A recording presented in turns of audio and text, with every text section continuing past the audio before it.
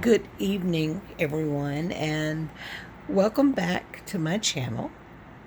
The name of my channel is Just Wondering, and on my channel, I had did my first video about a week and a half ago, and I said that I wanted this to be a channel where those of us who were doing dialysis, getting ready to start dialysis, who have been in dialysis for a while.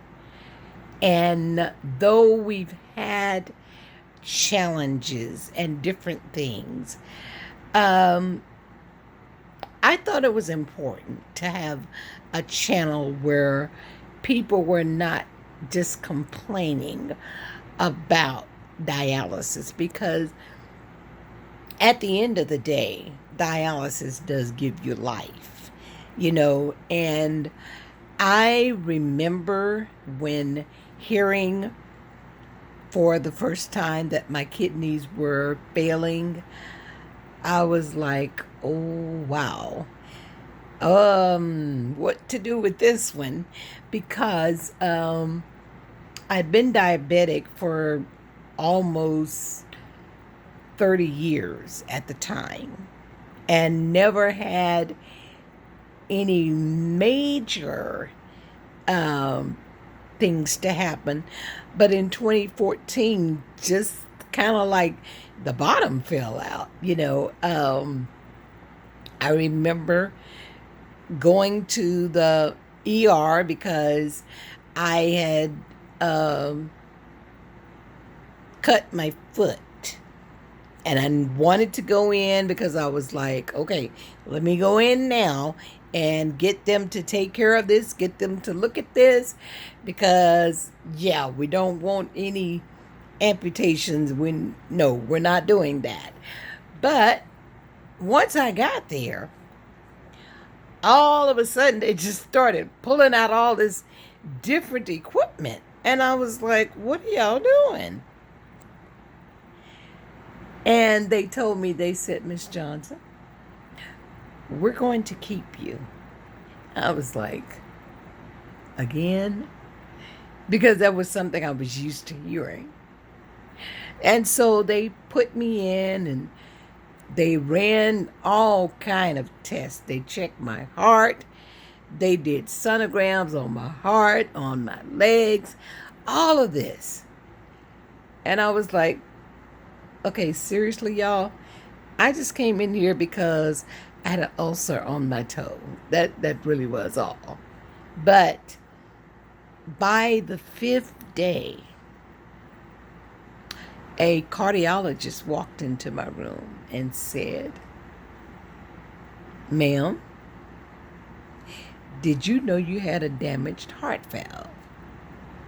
And I was like, girl, stop playing. I don't have no damaged heart valve. I would know that. And I was like, no. And she was like, well, you do. And I was thinking, okay, we're talking about the heart. I don't know about that. And she said, but we're going to wait for that, because you do know that you're going to have an operation on that toe that had the ulcer. And, the story on the toe was not the best, because the infection had gotten to the bone. And I was like, go ahead and take it off. Go ahead and take it off. And, you're probably looking at me like, now, what? You just told them to take your toe off like that? Yeah. Because I figured I could do without a baby toe more than I could without my entire leg. And I've heard about people not going to the doctor in time. And so she was like, and so we're going to take care of that and let that heal. Then we'll start with the, thing that has to do with your heart. I was like, okay, cool. I can do that. And I had the surgery. It went well. I had the best doctor in the world. Any of you in Dallas, Fort Worth Metroplex that are looking for a good foot doctor, no matter what your problem is, his name is Dr. Woods. He is at Baylor Hospital. He is the best. He's thorough. He's caring. He's the best. But I digress. So I went through the time of trying to, let the foot heal, keep the blood sugars down, and they were working with that and everything. And so we got to a point to where they were like, okay, Miss Johnson, we think we can let you go home now. And I'm like, yay, okay. Because my heart doctor had said, we'll look at this again in January because of the fact that we've just done this surgery on your foot. We don't want to open you up again because there's cause for infection. And so I was like, good. So the day I was supposed to leave, my blood work came back, and the nurse looked at me and she was like, girl, you ain't going nowhere. I'm like, what is the problem? She said, your hemoglobin is 6.5. We can't let you go nowhere. I was like, okay, let's do this. So I was like, okay, let's get this blood going, and I know it's going to have to run and all of this, but I really want to go home tomorrow. Well, one of the nurses that came in to change my blood bag ran the blood too fast. And into overload I go. I was like, you all, this is not working. Something is wrong. But you know how sometimes nurses won't, God bless them. God bless every nurse there is. God bless you for all of you do, but sometimes y'all don't listen. And so I went into overload. The rapid response team had to be called. All of this going on. I'm thinking, I plan to go home tomorrow. But that didn't happen. So when I woke up the next day, my cardiologist called me and she said, Miss Johnson, you had quite a night. I was like, yeah. And she said, so we can't let you go home. It's like, well, no, but I guess I do now. She said, Miss Johnson, we can't let you go home. We're going to have to keep you here, and we're going to have to do the heart procedure. Again, I was like, wait a minute. I was kind of like Desi Arnaz on I Love Lucy. Wait just a cotton picking minute. What are you talking about? But you said that we needed to wait because I just had this other surgery. She said, Miss Johnson, we can't send you home, and we can't put off this surgery because if you happen to go into overload again, you will literally drown in your own blood.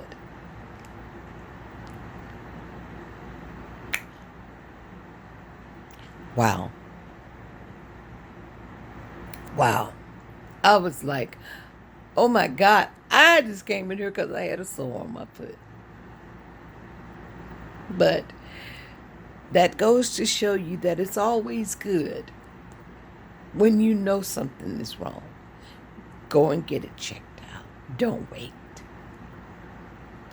And we went through more tests.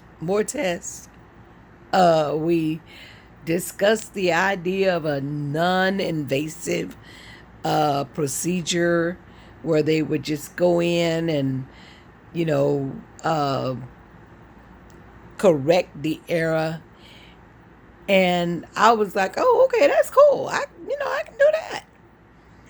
And then they called in another cardiologist. And he walked into my room and he said, Miss Johnson, I've looked at your chart and we can't do that other procedure. This is going to have to be an open procedure. And I was like, what? I'm sorry, what? He said, it's going to have to be an open procedure.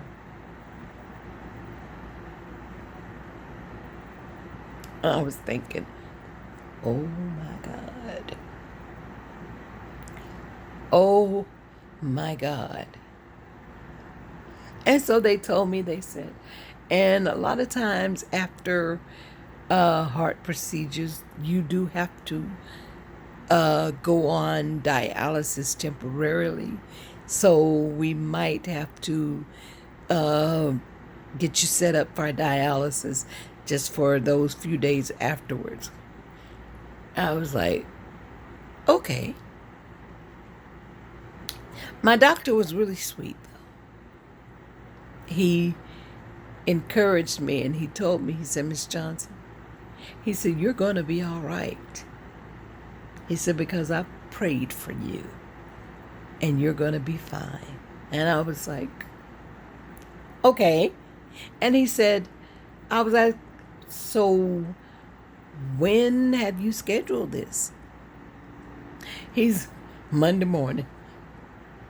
I was like, sir, today is Saturday.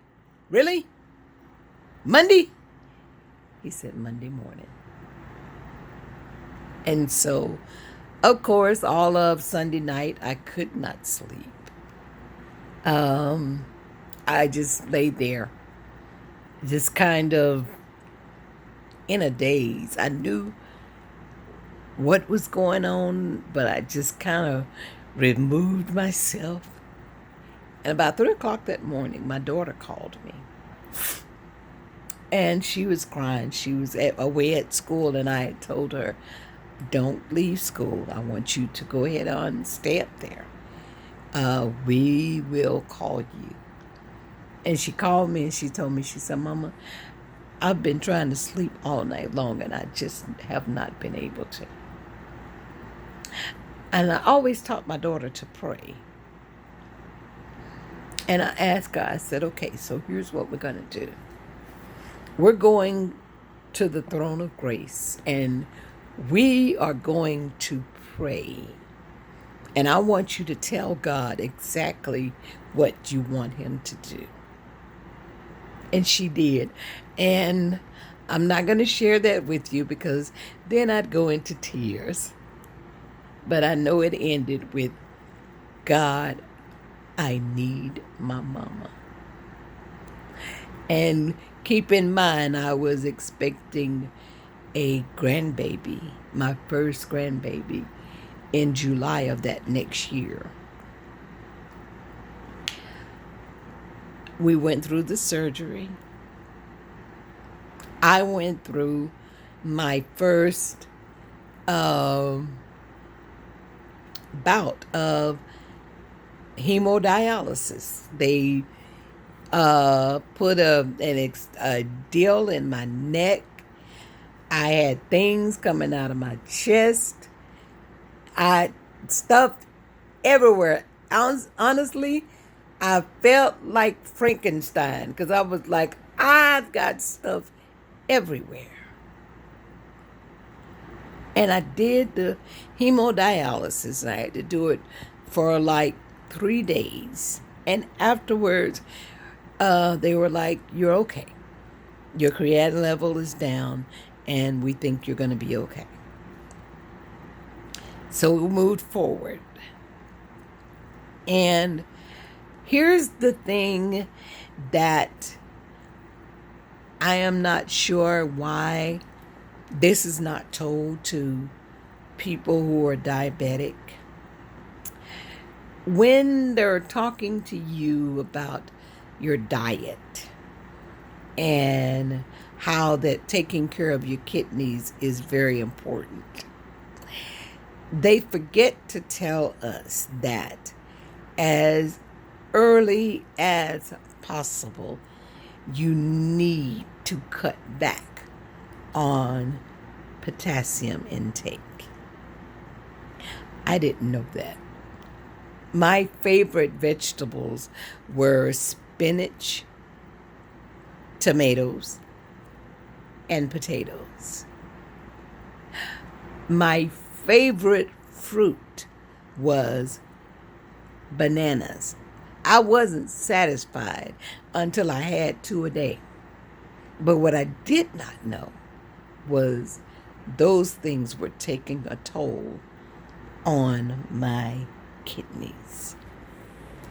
And so we started that downward spiral. I started seeing a nephrologist and just going back and forth, being told all the things that, you can't eat, and that diet can be crazy because I was trying to rock a diabetic, heart-friendly kidney diet.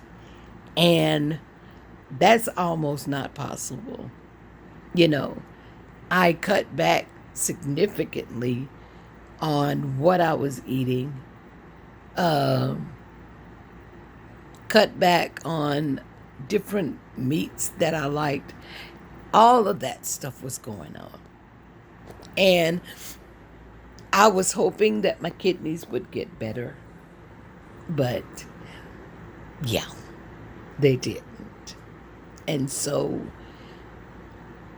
got to a point to where I was dealing with my primary care physician.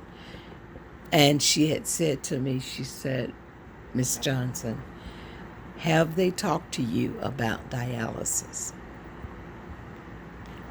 "No, and I don't want them to." And she told me, she said, "I think it's time." And so I connected with a nephrologist team, met my doctor. We talked, we visited, everything.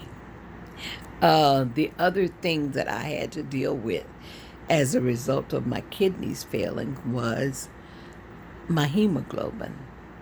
My hemoglobin would drop really, really low.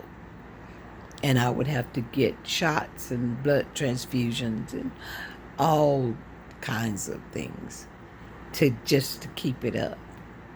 And they were like, "It's because of your kidneys." I was like, okay.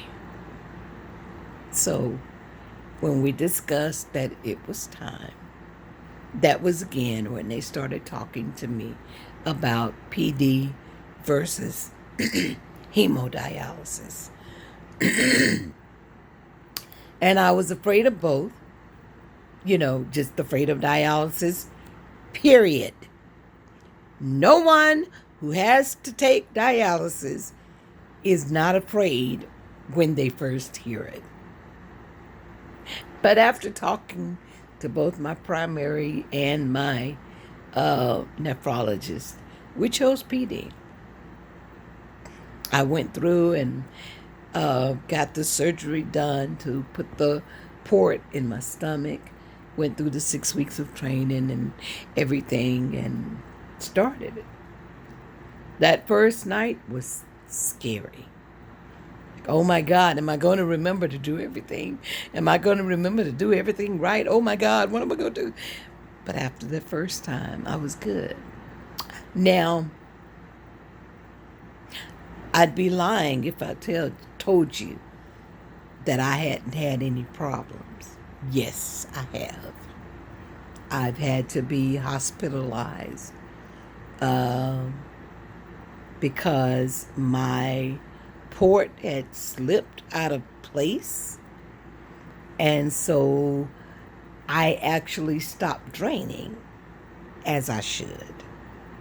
And I ended up being in the hospital, uh, having to be dialysized manually with the highest solution bags.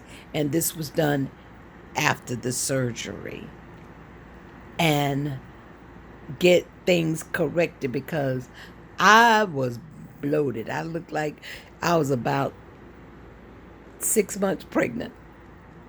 And I was like, oh, this is so not me. This is not me, you know. But I went through that. And again, dialysis gives me life.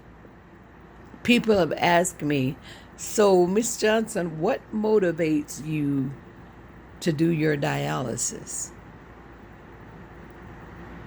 I said, because I want to live. You know, I want to live. That's it. You know, my kidneys are shot. They're not working. Now, a lot of people might think that if you still urinate, your kidneys are working. That's not true. The fact that you can still urinate does not validate the fact that your kidneys are working properly, because your kidneys are not working properly when they are not able to discard the toxins in that urine. And when they're not able to do that, that is when you need the help of dialysis. The fact that you still urinate does not mean that your kidneys are fine. Please, please, please, please listen to me. Okay? Listen to me. If you've gotten to a point to where your appetite is all but gone, you sit down to eat a hamburger, and after you eat a fourth of it, you're done and you're full. If you find that you're losing weight rapidly, if you find that you are so tired all the time, if you find that your hemoglobin is consistently dropping, get yourself to the doctor. Go ahead and go and see about yourself. Make sure you take care of you. You know, because when I had the surgery, I went through the training, started the dialysis.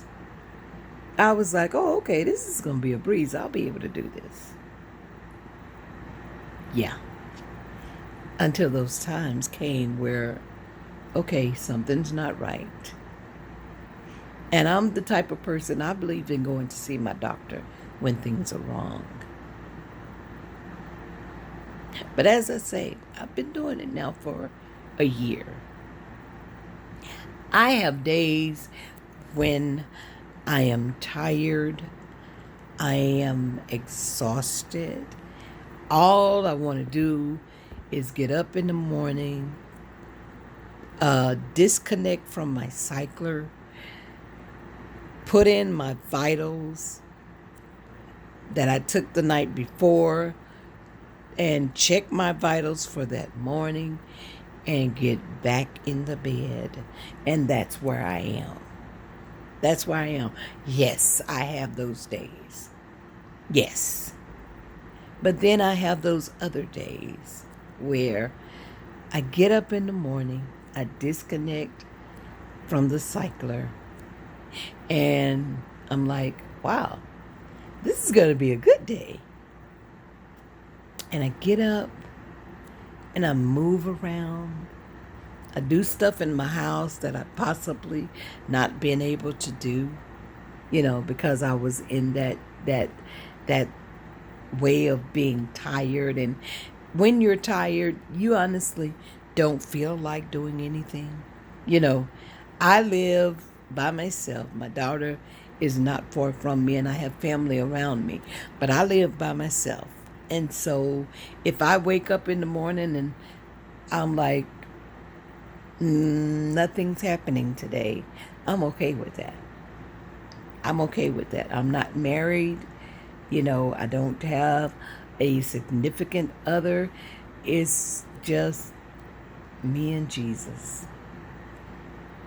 And so, yes, there are those days.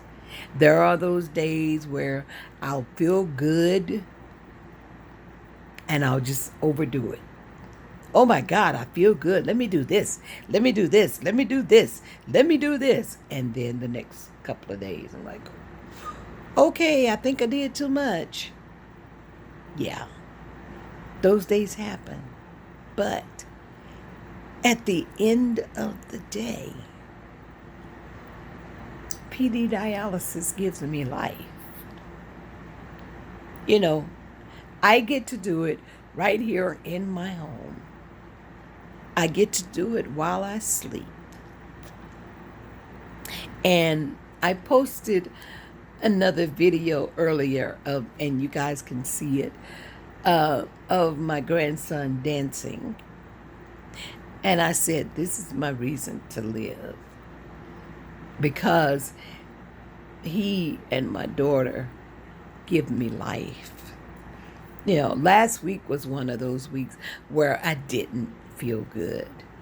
And I honestly went up and stayed with her. And yes, I took my cycler with me. I took solution with me. And I did my dialysis at her home. Now I'm back home. I've had 3 nights of dialysis since I've been back home. And I'm thankful. I'm thankful. And I pray every day for God to give me wisdom, because I don't have a sad story. I've had challenges. I've had things that happened and had doctors look at me and say, Miss Johnson, how are you walking around? And I tell them, but for the grace of God.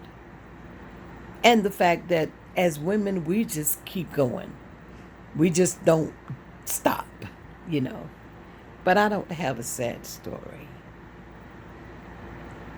Like I said, do I have challenges? Yes. Do I have nights where all I want to do is just turn over and go to sleep without having to do a hookup? Yes. I'd be lying if I said I didn't. But at the end of the day, I ask myself, do you want to live? Do you want to be able to pray?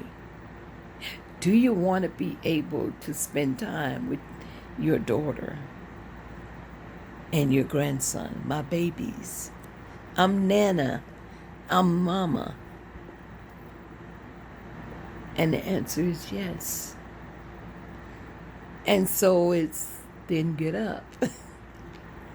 Get up and hook yourself up. And go on. Keep going, Lori. Keep going. Keep pushing. Keep on going. You have a good team of doctors. You have a good team of nurses, because you can call them any time of the day and they will answer you. So if you've been presented with the idea of dialysis, if you've been told it's time, after you breathe, after you cry, then you make the decision. Do I want to live? And after you say yes, then you decide, do I want to do this in the privacy of my own home, or do I want to go in center? And when you decide, then you move forward. You set your mind, you set your heart to be a better person while on dialysis. Now, for a little bit of vanity, I will say that when I lost all that weight, I loved it. I was just like, I love this. My family told me I was skinny, I was thin, all that stuff. But I was like, I'm not. I love this. And once you start the dialysis and your appetite picks up, so will your weight. And you just have to be careful and be mindful. If you follow the process, if you follow the instructions, if you communicate with your doctors,